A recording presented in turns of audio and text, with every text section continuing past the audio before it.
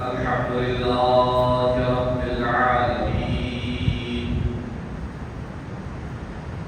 والصلاة والسلام على أشرف الأنبياء والمرسلين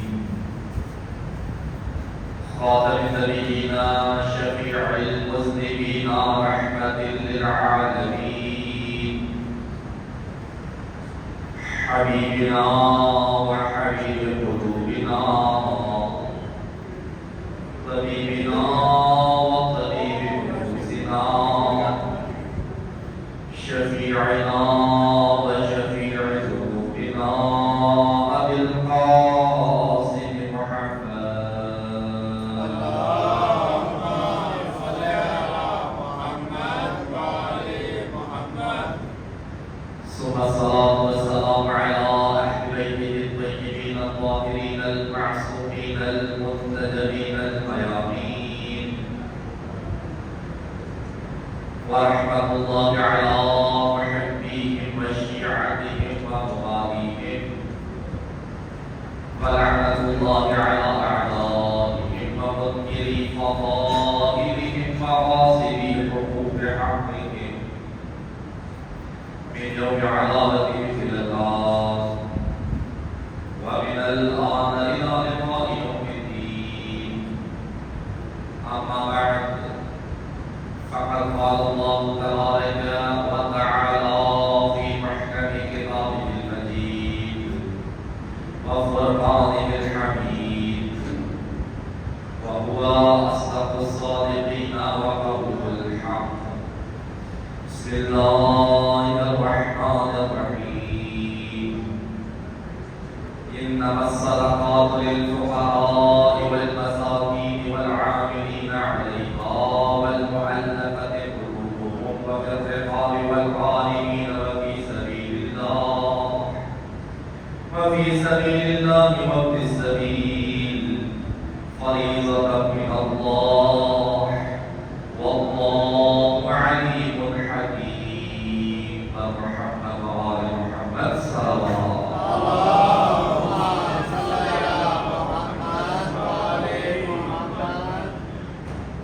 حضرت الامین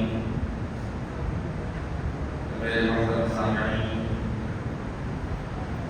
خدا متعال کی طرف سے دی گئی توفیقات کے ساتھ ہماری گفتگو زکوٰۃ کے بارے میں ہو رہی ہے اور ایک تسلسل کے ساتھ گفتگو چلتی آ رہی ہے کہ زکوٰۃ کہاں کسے جاتا ہے اور زکوٰۃ کس پر واجب ہوتی ہے، نصاب کیا ہے زکوٰۃ کے واجب ہونے کا۔ گزشتہ خطبہ جمعہ میں عرض کیا کہ 9 اشیاء ہیں جن پر زکوٰۃ واجب ہوتی ہے اگر انسان ان 9 چیزوں کا مالک ہے، اور ہر چیز کا اپنا نصاب ہے۔ دودھ کا نصاب کیا ہے، جو کا نصاب کیا ہے، بھیڑ بکریوں کا نصاب کیا ہے، اور سونے چاندی پر کب زکوٰۃ واجب ہوگی، اس پر ہماری گفتگو گزشتہ جمعے تک ہوئی۔ اور عرض کیا تھا زکوٰۃ وہ اہم ترین عمل ہے کہ جس کے بارے میں خدا تعالیٰ نے قرآن کریم میں نماز کے فوراً بعد اگر کسی شے کا حکم دیا ہے تو زکوٰۃ کا حکم دیا ہے۔ جہاں خدا فرماتا ہے یا ایھا الذین آمنوا، ایمان والو نماز قائم کرو، اقیموا الصلاۃ، فوراً کہا جاتا ہے وآتوا الزکاۃ، نماز قائم کرنے کے فوراً بعد زکوٰۃ بجا لاؤ۔ نماز اور زکوٰۃ کا کنیکشن ہے کہ اگر انسان نمازیں تو پڑھتا ہے لیکن زکوٰۃ بجا نہیں لاتا، تو روایت آپ کے سامنے پیش کی تھی کہ معصوم فرماتے تھے اس کی نمازیں بھی قبول نہیں ہوتی جب تک زکوٰۃ کو ادا نہیں کرتا۔ نمازوں میں نمازیں پڑھتا چلا جاتا ہے لیکن جو خدا تعالیٰ نے اس کے ذمہ پر حق رکھا ہے کسی کا وہ حق ادا کرنے کے لیے تیار نہیں ہے۔ اس کی نمازیں تب تک قبول نہیں ہوتی جب تک اپنے زکوٰۃ کو ادا نہیں کرتا۔ روایت ہے سورہ کافی میں امام جعفر صادق علیہ السلام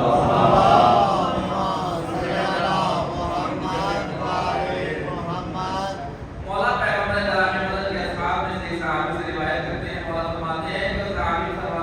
کرتا ہے بینا رسول اللہ صلی اللہ علیہ وآلہ وسلم کے مسجد، ہم سب مسجد میں موجود تھے، ختم مرتبہ بھی تشریف فرما تھے۔ ختم مرتبہ جو تشریف فرما ہوئے تو ختم مرتبہ نے آج ایک عجیب کام کیا جو آج سے پہلے کبھی نہیں کیا تھا، اور اس سے یہ بتایا گیا کہ زکوٰۃ کی اہمیت کیا ہے، کتنی تاکید ہے زکوٰۃ ادا کرنے کی۔ مولا فرماتے ہیں جو کہتا ہے کہ مسجد میں موجود تھے، ختم مرتبہ تشریف لائے، تشریف آنے کے بعد ختم مرتبہ نے فرمایا قم یا فلان، قم یا فلان، پیغمبر گرامی نے نام لے کر 5 لوگوں کو مجمع سے کھڑا کیا۔ تمام اصحاب کے مجمع میں سے 5 افراد ایسے تھے جن کا نام لے کر ختم مرتبہ نے انہیں اصحاب کے مجمع سے کھڑا کیا، اور ختم مرتبہ نے کیا فرمایا ان سے، فقالا اخرجوا من مسجدنا، پیغمبر فرماتے تم 5 ہماری مسجد سے نکل جاؤ، تم اس مسجد میں باقی مجمع کے ساتھ نہیں بیٹھ سکتے، نکل جاؤ اس مسجد سے، لا تصلوا فی، یہ مسجد کے جو ہماری مسجد ہے اس میں تم نماز نہیں پڑھ سکتے، اس مسجد میں باقی لوگوں کے ساتھ صفوں میں کھڑے ہو کر تمہارا نماز پڑھنے کا حق نہیں بنتا۔ اصحاب پریشان ہیں کہ آج ختم مرتبہ کا اتنا سخت ترین انداز، کہ آج سے پہلے کبھی ختم مرتبہ نے ایسا عمل نہیں کیا، آج نام لے کر پہلے انہیں کھڑا کر رہے ہیں، اور اس کے بعد سب کے سامنے فرما رہے ہیں اخرجوا من مسجدنا، ہماری مسجد سے نکل جاؤ، ہماری مسجد میں نماز نہ پڑھو۔ سوال کیا جاتا ہے یا رسول اللہ انہوں نے کیا کیا ہے؟ ختم مرتبہ فرماتے ہو انتم لا تزکون، اس لیے کہ تم زکوٰۃ ادا نہیں کرتے، ہمارے ساتھ نماز پڑھنے کا تمہارا کوئی حق نہیں بنتا۔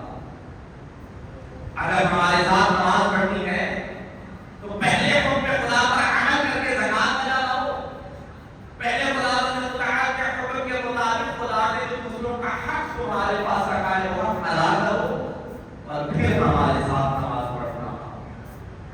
اور کب ملتا ہے ختم مرتبہ نے اتنا سخت انداز بنایا، اتنی سختی کی گئی ہو، بلکہ کہا جاتا ہے کہ انسان کے گناہوں سے پردہ ڈالا جائے، انسان کے عیوب پہ پردہ رکھا جائے، کسی کے سامنے فاش نہ کیا جائے، لیکن آج ختم مرتبہ خود ان کے سب کے سامنے مجمع سے نکال کر بتا رہے ہیں یہ زکوٰۃ ادا نہ کرنے والے ہیں، اس لیے ان کا ہماری مسجد میں بیٹھنا نہیں بنتا۔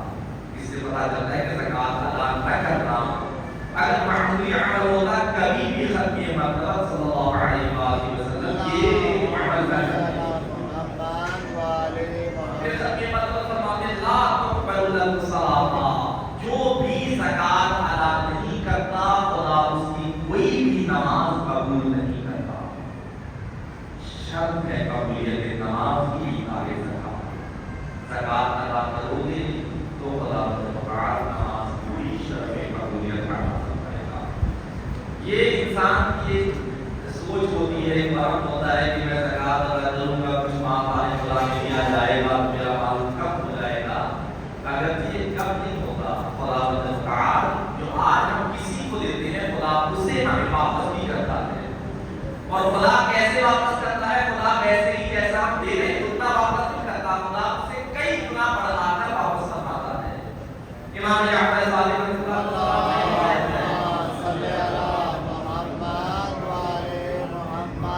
مولا کے صحابی ہیں عمار ثوابی، مولا عمار ثوابی سے فرماتے یا عمار انت رجل مال کثیر، اے عمار خدا نے تمہیں بہت سا مال عطا کیا ہے، تمہارے پاس مال بہت زیادہ ہے، مجھے اتنا بتاؤ فتؤدی ما فرض اللہ علیک من الزکوٰۃ، جو مال خدا نے تمہیں عطا کیا ہے اس میں سے خدا نے جو زکوٰۃ واجب کرا دی ہے اسے ادا بھی کرتے ہو یا نہیں کرتے؟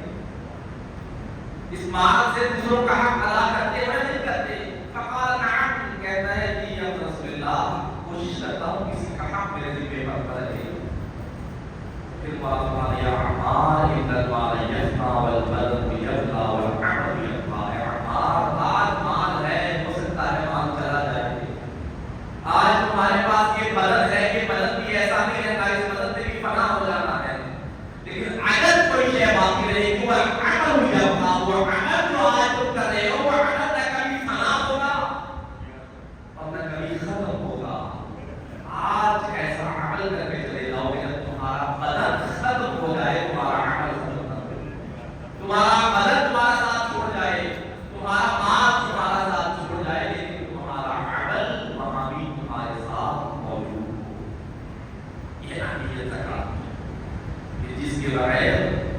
इंसान अगर ज़कात वाजिब होने के बाद भी ज़कात अदा नहीं करता था, फिर सोचिए जो सनद से सनद तरीन रिवायात है इनमें से कहाँ पर वो इंसान आकर खड़ा होता है।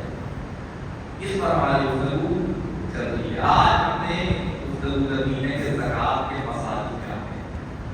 एक इंसान है, उस पर ज़कात वाजिब हो जाती है, इसने वो ज़कात दे दी कहाँ है, किसको ज़कात दे सकता है और किस कंडीशन के साथ दे सकता है।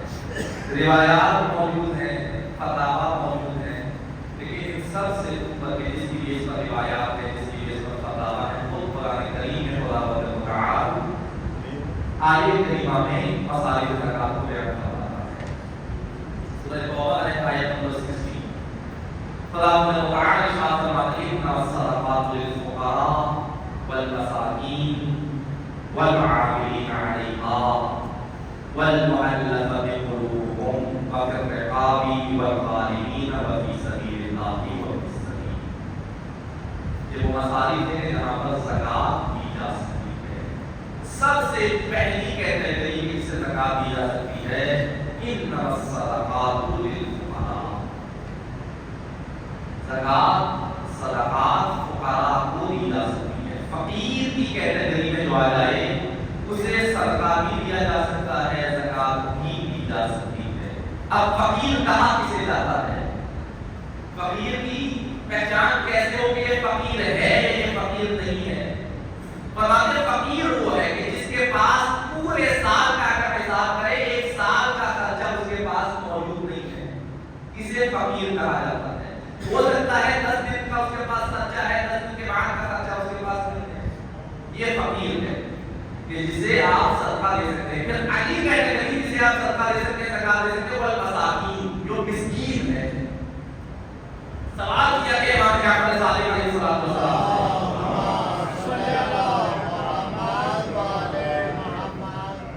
कि मौला हमारे नजदीक तो फकीर और मिस्कीन बराबर है।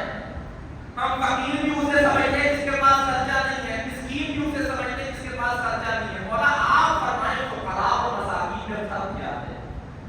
फकीर किसे कहा जाता है और मिस्कीन किसे कहा जाता है? मौला फरमाते फकीर वो है जिसके पास साल भर का खर्चा न हो, मिस्कीन वो है जो फकीर से भी अबतर जिंदगी बसर कर रहा हो। फकीर से भी अगर कैटेगराइज को और मजीद करें, फुकरा में से भी जो बहुत ज्यादा बुरे हालात में जिंदगी बसर कर रहे हैं उन्हें मसाकीन कहा जाता है। फकीर को भी दी जा सकती है और मिस्कीन को भी ज़कात दी जा सकती है। अगला सवाल है, क्या ये तो पेशेवर भिखारी होते हैं, इन्हें ज़कात दी जा सकती है या नहीं दी जा सकती? क्या हमारे यहाँ अक्सर हम जो सदका देते हैं पेशेवर भिखारियों को दी जाती है, जिसके बारे में हमें नहीं मालूम आया ये मुस्तहिक भी है या नहीं है, आया ये कुछ माना में फकीर है भी या नहीं है। और बात सोशल मीडिया पे आप सब सुनते रहते हैं, किसी फकीर को जब पकड़ा जाता है, प्रोफेशनल फकीर को, उनके मेहनत करने से बहुत मौसम ज्यादा होते हैं, लेकिन आदत इतनी बन जाती है भिखारी बनने की कि वो बहुत कुछ होने के बाद भी भिखारी मन उनके अंदर से जाता नहीं है। आया इन्हें दी जा सकती है अगर इनके बारे में आपको यकीन हो कि ये सही माना में फकीर है, तब तो दी जा सकती है। लेकिन अगर आप डाउटफुल है कि फकीर है या नहीं है, आप नहीं यकीन के साथ कह सकते, तो फिर आप या तो जुस्तजू कीजिए, तहकीक कीजिए, फिर होंगे नहीं तब तो ठीक है, वरना बगैर जुस्तजू के आप उन्हें नहीं दे सकते। हाँ, पैसे सरकार दीजिए, वैसे कोई आपके सामने हाथ फैलाता है, आले मोहम्मद के शेवा रहा है, किसी को भी अपने दर से खाली वापस नहीं भेजते। तो इनका मानने वाला भी जो सामने हाथ फैलाए सदका समझकर कुछ मदद करना चाहे कर दे, लेकिन वाजिबात उस तरह से अदा करना चाहे, वाजिब उस तरह से अदा नहीं होगा। वाजिब अदा करने के लिए पूरा आपके पास नहीं होना चाहिए। अगर आप दे देते हैं किसी को और बाद में मालूम हो कि जिसे आपने ज़कात दी है वो तरीके ज़कात नहीं था, तो है या उससे ज़कात वापस लेकर किसी मुस्तहिक को दी जाए। अगर वापस नहीं दी जा सकती फिर नए सिरे से ज़कात को अदा किया जाए। ये वाजिबात में है। पहला मुस्तहब ज़कात है, आप मुस्तहब सरकार जिसकी طرح چاہے مدد کر سکتے ہیں. پہلا گروہ جسے آپ صدقہ زکات دے سکتے ہیں وہ فقراء ہیں. دوسری کیٹیگری ہے مساکین والعاملین علیہا. اس کے بعد تیسری کیٹیگری وہ لوگ ہیں جن کی ڈیوٹی امام لگاتے ہیں کہ زکات کے حساب و کتاب کا انہوں نے کام کرنا ہے اور کوئی کام نہیں کرتا. زکات دینی ہے, زکات تقسیم کرنی ہے, زکات دے کر رزق میں اخراج کرنا ہے. ان کی مدد بھی زکات کے مال سے کی جا سکتی ہے جن کی ڈیوٹی ہی زکات کا حساب و کتاب کرنا ہے, جن کی زندگی اسی زکات کے ساتھ ہے, عید کا تعلق کے ساتھ, اور کوئی ان کا کام نہیں ہے. ان کو بھی آپ زکات دے سکتے ہیں. والمعلقۃ قلوبہم. چوتھی کیٹیگری کہ جس میں آپ زکات دے سکتے ہیں وہ لوگ کہ جنہیں معلقہ قلوب, جنہیں اپنے قریب کرنا مقصود ہو, انہیں بھی زکات دے کر اپنے سے قریب کرنا اجازت دی گئی ہے.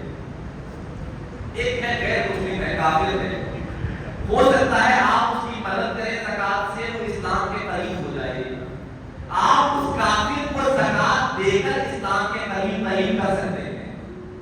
ایک انسان غیر مومن ہے, آپ اسے زکات دیں گے, ہو سکتا ہے اس کے دل میں ایمان کا نور جاگ جائے, آپ اسے دے سکتے ہیں. ایک انسان ہے مولا کائنات کی ولایت کا اقرار نہیں کرتا, جب آپ اسے زکات دیں ہو سکتا ہے اس کے دل میں بھی یہ احساس پیدا ہو جائے کہ علی کا چاہنے والا میری مدد کر رہا ہے, مجھے بھی علی کا چاہنے والا بننا چاہیے. آپ اسے بھی زکات دے کر اپنے قریب کر سکتے ہیں. اسلام چاہتا ہے لوگوں کو اپنے قریب کیا جائے, دور نہ کیا جائے. کسی طرح سے بھی اگر آپ کسی نہ ماننے والے کو ماننے والا بنا سکتے ہیں, اس شریعت کے بھی آپ اسے زکات دے کر اسلام کے دائرے میں لے کر آ سکتے ہیں. اس کے علاوہ جتنی کیٹیگری سے تمام میں شرط ہے کہ جسے آپ زکات دیں تو شیعہ اثنا عشری ہو, 12 اماموں کو ماننے والا شیعہ نہ ہو تو آپ زکات نہیں دے سکتے. یہ ایک کیٹیگری ہے جس میں آپ ہدایت شیعہ اثنا عشری نہ ہو بلکہ کہتے ہیں کافر کو بھی زکات دے کر اسلام کے قریب کر سکتے ہیں. اسلام مسلمان ملک کی باؤنڈریز پر کفار رہتے ہیں, انہیں آپ زکات دے کے مسلمانوں پہ ظلم و ستم نہ کریں اجازت ہے تاکہ مسلمانوں کی زندگی آسان ہو سکے. پھر رقاب اگلی کیٹیگری ہے جس سے آپ زکات دے سکتے ہیں. غلاموں کو خرید کر آزاد کیا جا سکتا ہے زکات کے بعد سے. وہ انسان جو غلامی کی زندگی بسر کر رہا ہے, انسان کو غلام بننے کے لیے خلق نہیں کیا گیا, انسان کو غلام خلق فرمایا تاکہ سب سے آزاد ہو کر خدا کا بندہ بن کے زندگی بسر کرے گا. یہ کسی کا غلام ہے, کوئی اسے اپنا غلام بن کر اس پر اپنا حکم چلا رہا ہے. جس مقصد کے لیے خلق کیا گیا تھا اس مقصد سے دوسری طرف لینا جا رہا ہے. اسے بھی اپنی خلقت کے مقصد تک پہنچانے کے لیے مال زکات کو استعمال کیا جا سکتا ہے. مال زکات سے کسی بھی غلام کو خرید کر آزاد کیا جا سکتا ہے کہ یہ آزاد انسان کی زندگی بسر کرے. یہ بھی زکات کا مصرف ہے. اور اگلا مصرف ہے والغارمین. کسی نے قرض دیا ہے, قرض لے لیا اور اب قرضہ واپس کرنے کی اس کی ہمت نہیں ہے, قرضہ واپس نہیں کر سکتا, اس کو قرض ادا کرنے کے لیے بھی مال زکات دیا جا سکتا ہے کہ یہ مال زکات لے اور مال زکات سے اپنا قرض ادا کرے. قرض ایک بوجھ ہے انسان کی گردن پر. آپ کے جتنے بھی مسائل زکات کے دیکھیں, انسان کے لیے خداوند متعال آسانیاں پیدا کرنا چاہ رہا ہے. کہیں بھی انسان مشکل میں زندگی بسر نہ کرے. قرض انسان نے لیا ہے, قرض میں نے لیا ہے کسی کا, ادا کرنا مجھ پر واجب ہے. میں ادا کروں گا تو میری گردن آزاد ہو جائے گی, اگر میں ادا نہیں کروں گا میری گردن پر یہ بوجھ ہمیشہ کے لیے رہ جائے گا. خدا فرماتا ہے کہ قرض اس مومن نے لیا ہے, یہ ادا نہیں کر سکتا, میرے مال سے اس کا قرض ادا کرو تاکہ اس کی گردن آزاد ہو جائے, تاکہ کسی کا مقروض بن کے زندگی بسر نہ کرے, کسی کے تانے نہ سننے پڑے, کسی کے سامنے اس مومن کو شرمسار نہ ہونا پڑے. قرض کی ادائیگی کے لیے بھی مال زکات دیا جا سکتا ہے. وفی سبیل اللہ, جہاں پر زکات دیا جا سکتا ہے فی سبیل اللہ. اب فی سبیل اللہ ایک بہت وسیع مفہوم رکھتا ہے. سبیل اللہ ہر وہ عمل جس سے حضور خدا حاصل ہو سکتی ہو. مساجد تعمیر ہو رہی ہے, اس میں مال زکات دیا جا سکتا ہے. امام بارگاہ تعمیر ہو رہی ہے, کوئی مدرسہ تعمیر ہو رہا ہے, کہیں واٹر فلٹریشن پلانٹ کر رہا ہے, کہیں کوئی سڑک تعمیر ہو رہی ہے. ہر وہ کام جس میں عوام کا بھلا ہے, عوام کا فائدہ ہے, کسی ایک شخص کا نہیں, تمام لوگ اس سے فائدہ اٹھا سکتے ہیں. مسجد تعمیر ہو رہی ہے تاکہ سب آ کے نماز پڑھیں. سڑک تعمیر کی جا رہی ہے تاکہ ہر گزرنے والے کے لیے آسانی ہو.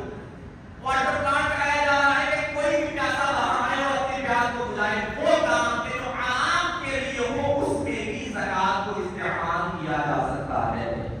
زکات کہاں بھی آپ دے سکتے ہیں, وقت السبیل. اور آخری کیٹیگری جسے آپ زکات دے سکتے ہیں وہ مسافر مسافر ہو اور سفر میں اس کا خرچہ ختم ہو جائے. گھر سے نکلا تھا مظاہرہ تھا, آج کل یہ ذرا اس انداز کی اس پر شاید ایپلیکیشن نہ ہو اس کی. پہلا پرانے بات ہوتا تھا مال گھر سے لے کر نکلے, رستے میں سفر طولانی ہو گیا, رستے میں کوئی رکاوٹ آ گئی, جتنا مال لے کر آئے تو آپ کی بات ختم ہو گیا. اپنے علاقے میں ہو سکتا ہے بہت امیر ہے لیکن مسافر ہے, اب اس کے پاس کوئی رستہ نہیں کہ اپنی زندگی کو وہاں سے آگے کیسے اسے لے کر جاتا ہے. یہ انسان کی زکات لے کر اپنے سفر کو آسان بنا سکتا ہے.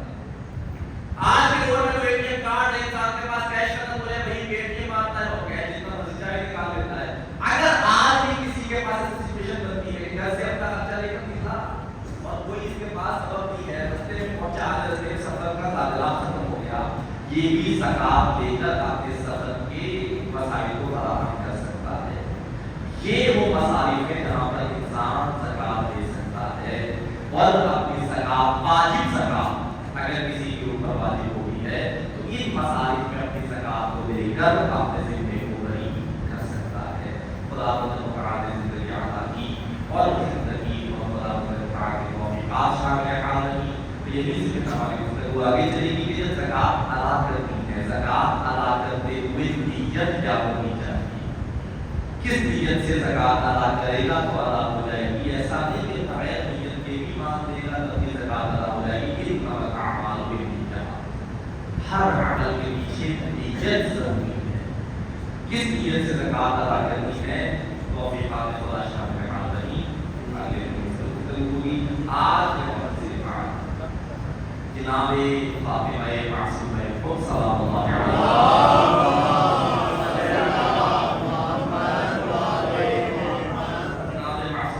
کی ولادت کا دن ہے. سب سے پہلے جناب معصومہ خود کی ولادت کی مناسبت سے آپ تمام مومنین کی خدمت میں حقیقی تقدیر مجھے تحیت عرض کرتا ہوں. اور یہ وہ بیوی ہے کہ 14 معصومین کے بعد جس کی زیارت کے بارے میں سب سے زیادہ تشریف دلائی گئی ہے وہ بیوی ہے معصومہ خود صلی اللہ علیہ وسلم. بلکہ یہاں تک ملتا ہے کہ جناب زہرا ان کی قبر کا نہیں معلوم کہاں ہے, کیسے یقین حاصل کرے کہ میں نے جناب زہرا کی زیارت کرنی ہے.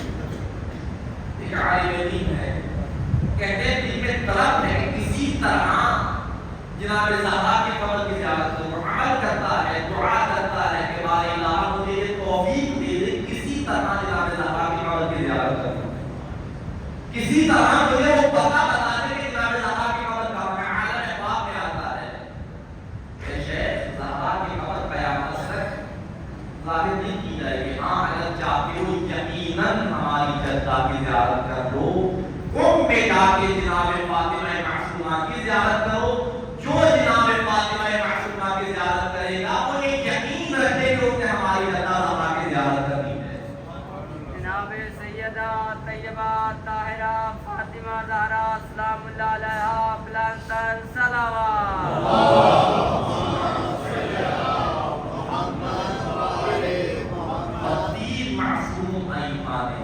اشارت دی ہے کہ من زارہا وجبت لہ الجنہ, جو بھی جناب معصومہ خود کی زیارت کرے گا خدا اس پر جنت کو واجب قرار دے دیتا ہے.